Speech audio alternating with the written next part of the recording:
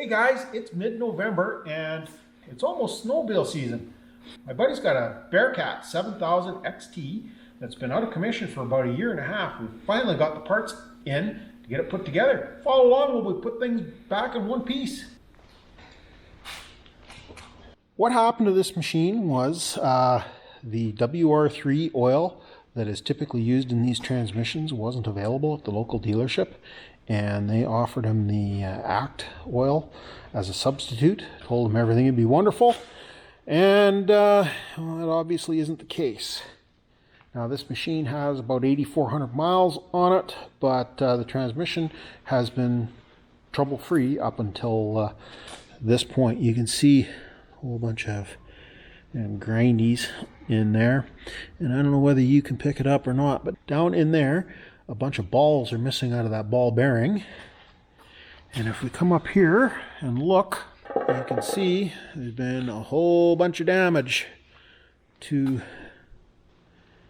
the teeth in that on these gears. Basically this transmission is pretty much a pile of junk now, unfortunately. But hey, the owner of this machine found this new old stock transmission and was able to get it for not too outrageous of a price. So we're going to get things put back together here and hopefully get it fired up. Although the rain's been falling today and the sun is out right now, I don't imagine we got much left in the way of snow. And Tom has picked up a bunch of bearings to replace in this machine. You know, while it's apart, we may as well fix it right.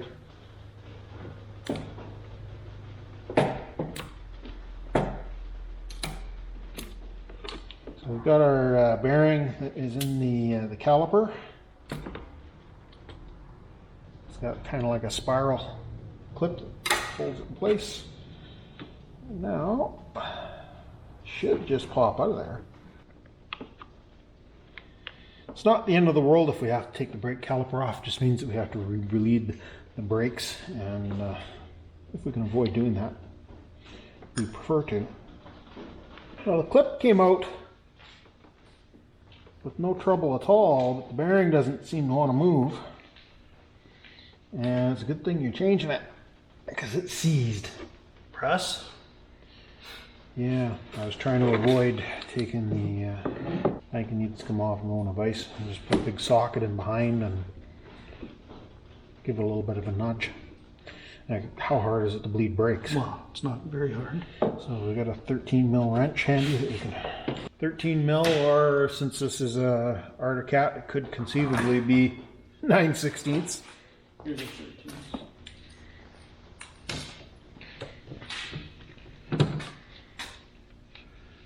In the wrong spot? Or it's not a... No, you gave me a 14 and it fit on there perfect. Okay. So 9/16 probably would have fit.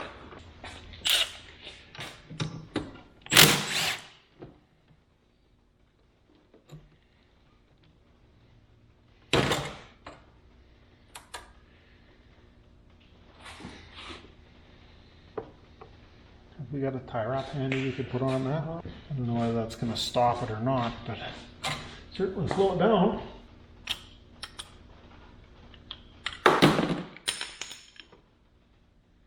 Pads are in decent shape. Well, I barely ever use the brakes. We're going to take it over and put it in a big vise and pop that bearing out, but we can't film over in the shop we're going to, so we'll bring you guys back when we get back over here. We got the bearing out. Wasn't too terribly difficult to do, but yeah, it is. It's pretty stiff, kind of a little grainy. As we smear the grease around that's left inside, it's feeling better. But definitely, this was due for replacement. Just put a little bit of light lube on the inside of that, and doesn't seem to make any difference. Of course, I want to get this to going straight. We've pulled the seal out, and I don't know how well that shows up on camera, but there's not a real large amount of grease in that bearing. And for longevity purposes, we're going to inject a little bit more in there.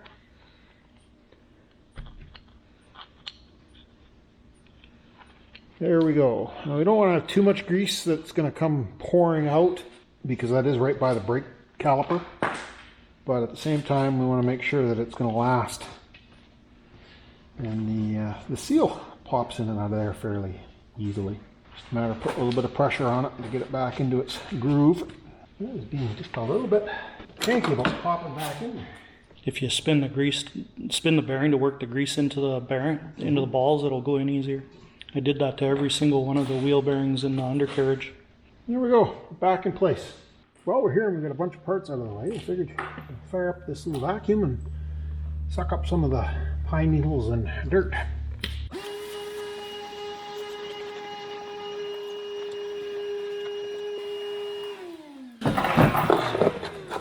Much better.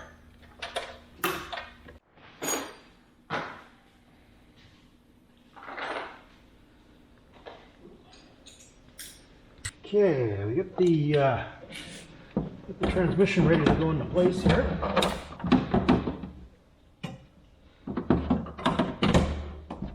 Okay, can the front come down a little bit?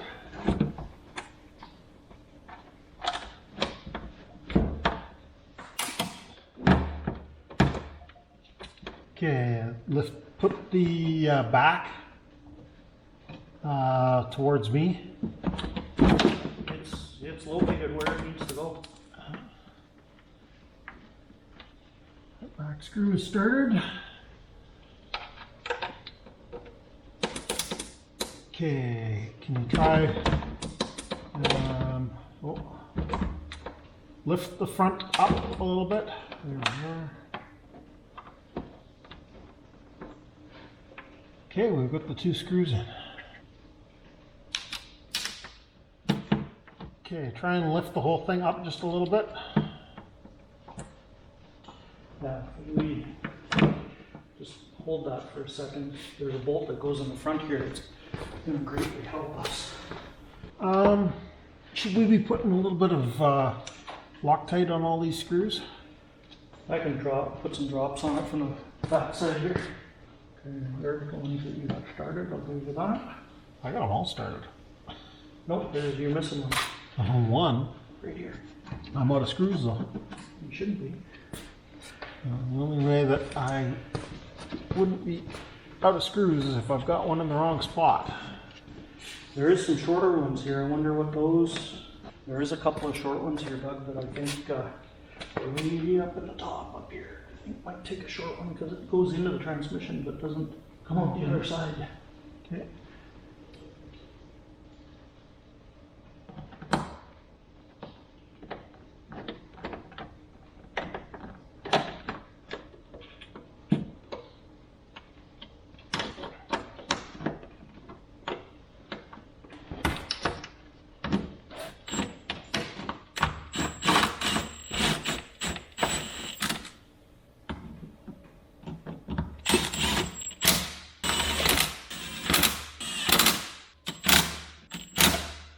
Okay, we're snugged up in place. You want to give me a piece of paper towel with a little bit of brake cleaner or some of that 3-in-1 on it.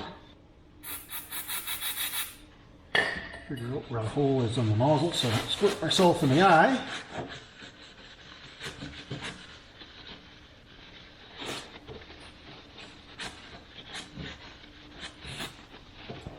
So now we have to get track in here and then get the drive shaft across. So in other words, I got to get up. But it's so comfortable under here. Do we need any schmoo on these splines? Yeah, I would say to put some grease on that. Yeah.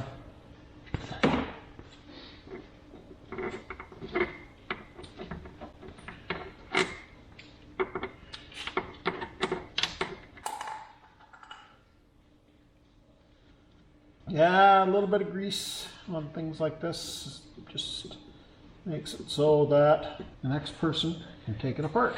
Looks like somebody's been following me through the bush. He smiles when I say that. I don't know if you guys can see that or not, but there's some pretty good dings in the belly pan here. Okay, I think I can get up and we can start slinging a track under here. Here's our drive shaft, and this is fits up in the end where the brake caliper is. It slides over the output of the transmission. And then the tricky part, and this is where we ran into trouble when we were taking this apart, was right here at the end is a bolt that you can't really see, and it's kind of a pain to get at.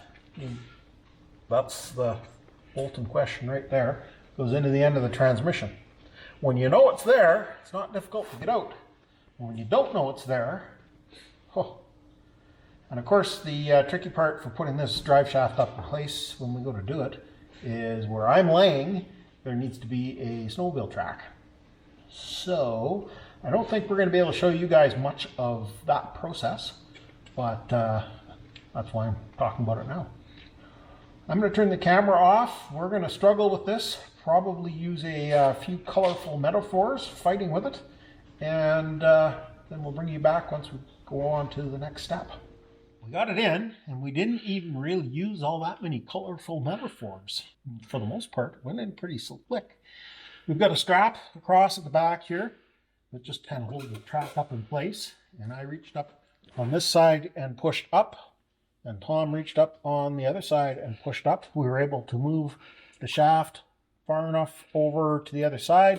We brought it back, got it started onto the transmission, but of course the splines were hitting instead of doing that, and so he put it in gear and just gave it a little bit of a twist, and the shaft popped in place. That really went quite well. This poisonous bolt caused us a lot of headaches and hassles when we were tearing this all apart, but now that we know it's there, it should be pretty simple to deal with. I think it'll stay in place.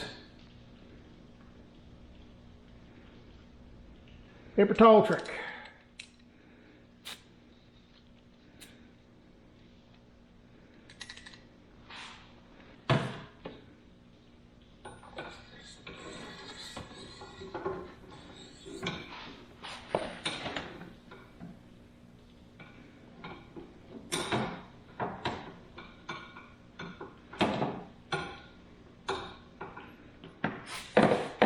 Did that just start that easy?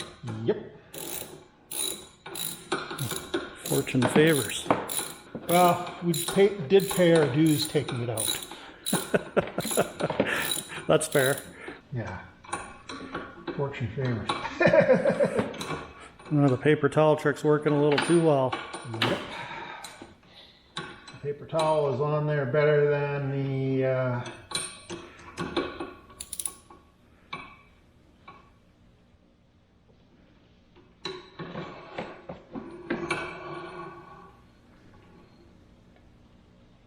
oh. Come on, get out of there. Aha! We win. Now, admittedly, there is a little piece of paper towel in there, but I don't think that's going to hurt anything. Now, in back here, we've got a seal.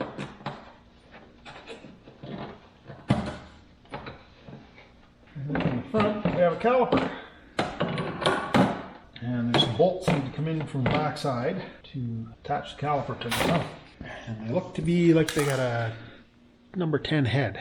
This is going to be a little complicated. We've got to fit a whole bunch of things together here all at once. The rotor's got to go between the brake pads, which are all collapsed.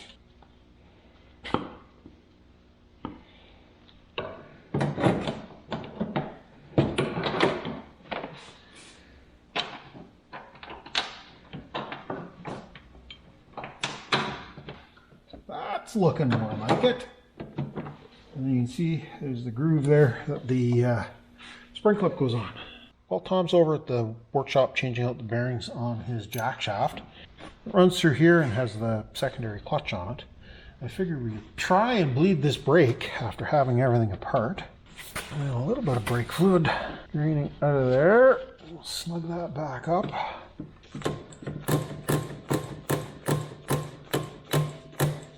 Unfortunately, the reservoir isn't very big on a snowmobile or on a motorcycle. Similar idea. And I think our master cylinder is getting to be empty, and that's why we're not having a hard time bleeding. It is grabbing, like I can feel it. And then when I grab it, but that's with the handle all the way to the handlebar, and it's not breaking, or we're not creating what we would call pedal if we were bleeding the brakes in a vehicle. I think we'll have to get a little bit more brake fluid and top that up once we're back down. But it was something I tried doing. Something tells me we should have done this before we put the transmission in. But we didn't get that done. We've got this boot that needs to go on the back side of the transmission. There's the top output shaft is right down here, and it's splined. There's a band clamp that goes over the boot, hold it to the transmission, and then we have a larger one that goes over the other end that holds it to the jack shaft assembly. So that has to go in there, and when we get it in, we've got to get this hook to go over here.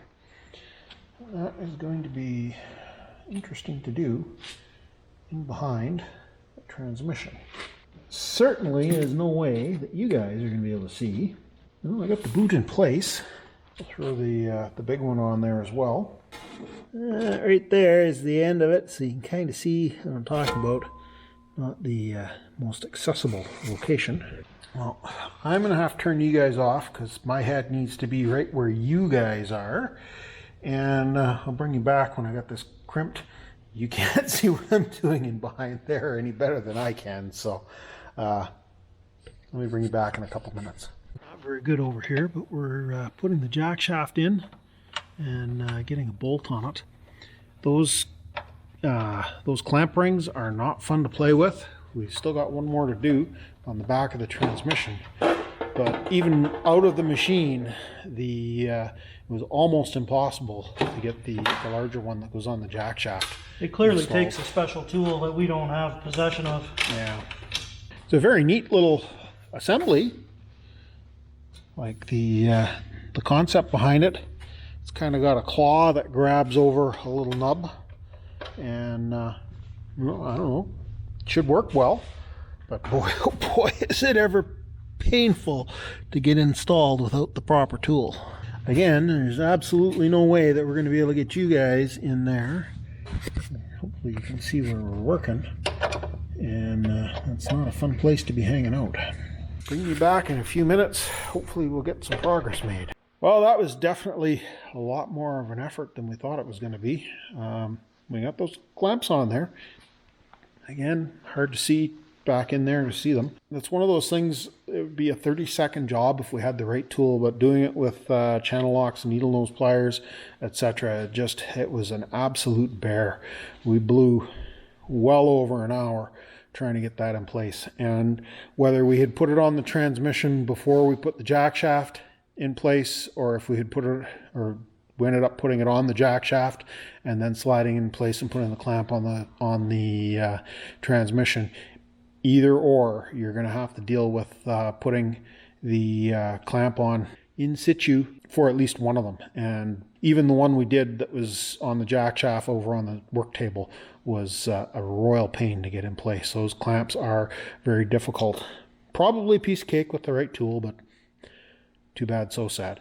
Anyways, on to the next step. We've got secondary clutch and a bunch of guarding and stuff that we got to do over on the other side. So let me get things moved over there with some light so we can see what's going on, and we'll continue on with this little project.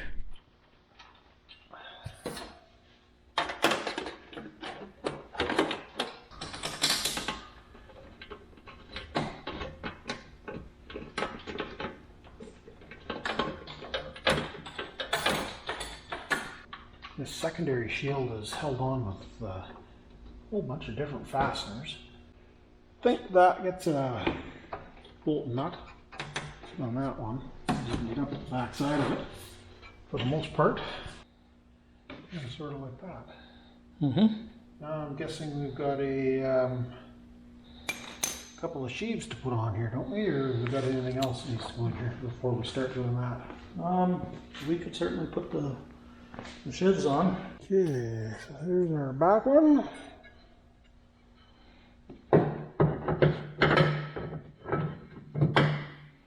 Does that look all right to you?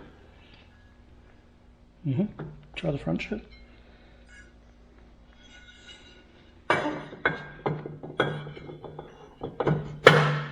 Back sheave's gotta, your front sheave's gotta come off again. Okay.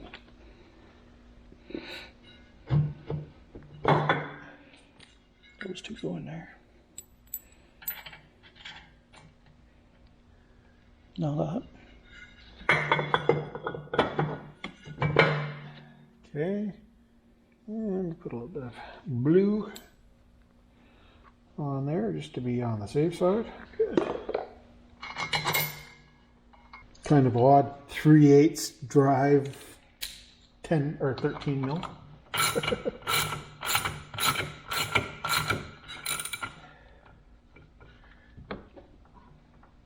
That seems to have it snugged up.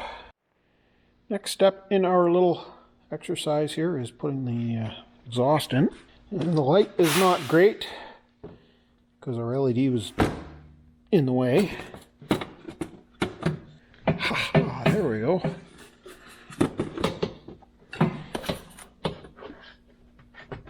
Okay, I don't know how much of that showed up on the screen, but there's a grommet and a pin here, grommet and a pin here, and then down at the bottom there's a little L angle that everything has to sit on, and then we've got our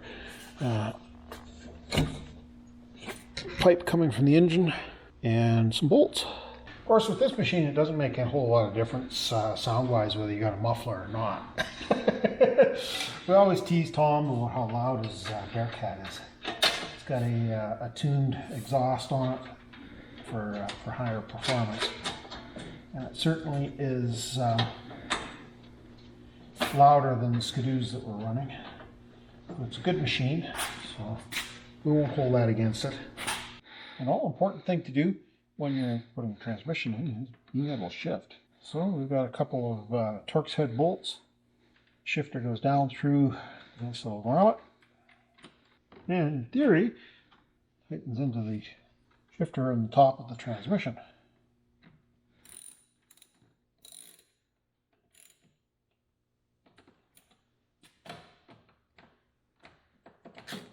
Appears to be shiftable. If we're going to be shifting, probably should hook up the reverse light. A couple of plugs that lay down here in the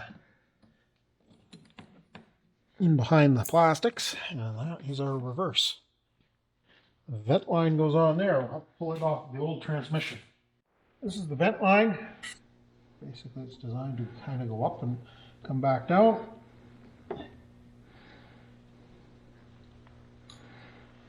Just take a couple of zip ties and put it around the base, just to give it a little bit of resistance of falling off. There we go. Okay guys, we're going to put the slide cage in this thing, and this is going to be a beast of a job to do. So unfortunately, I'm going to have to ignore the camera while we work at it. Actually, you might be better off putting this in because you've done it before. It is a bit of a grumpy thing, but you just have to get the track started in the tunnel, like so. Okay, if you want to just open up the track.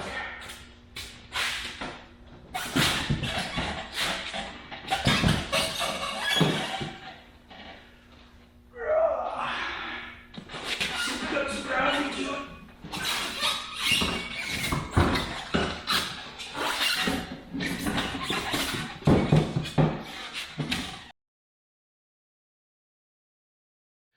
Thanks for stopping by. Appreciate you taking the time to watch the videos. Can you give me one of those thumb up things if you got this far in the video? Appreciate it if you could subscribe if you haven't already done that. So, and maybe ring that bell icon so that you get notified when I post new videos. Hey, if you want to help support my channel, check below the video. There's some links to some merch that I have on Spreadshop. Greatly appreciate you buying something from that catalog. And we'll catch you guys in the next mess.